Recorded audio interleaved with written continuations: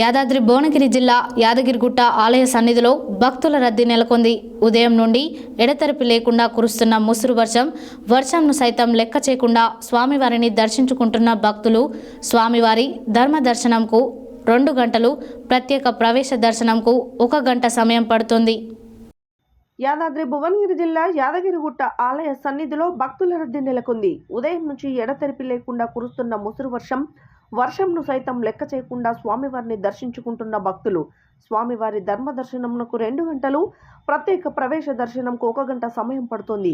యాదాద్రి ఆలయ సన్నిధితో పాటు యాదగిరిగుట్ట పరిసర ప్రాంతాల్లో నిన్నటి నుంచి ముసురు వర్షం వాతావరణంలో మార్పు కారణంగా యాదాద్రి క్షేత్రానికి భక్తులు కుటుంబ సభ్యులు పిల్లాపాపలతో తరలివచ్చారు. ఒకవైపు ముసురు వర్షం కురుస్తున్నా ఇబ్బంది పడుతూ వర్షంలోనే స్వామివారిని దర్శించుకుని మొక్కులు తీర్చుకుంటున్నారు.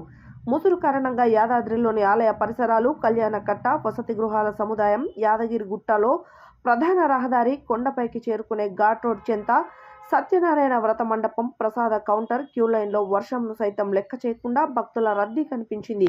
కొండ కింద వర్షం కురిసిన సమయంలో వాహనదారులకు రాకపోకలకు ఇబ్బందిగా మారాయి.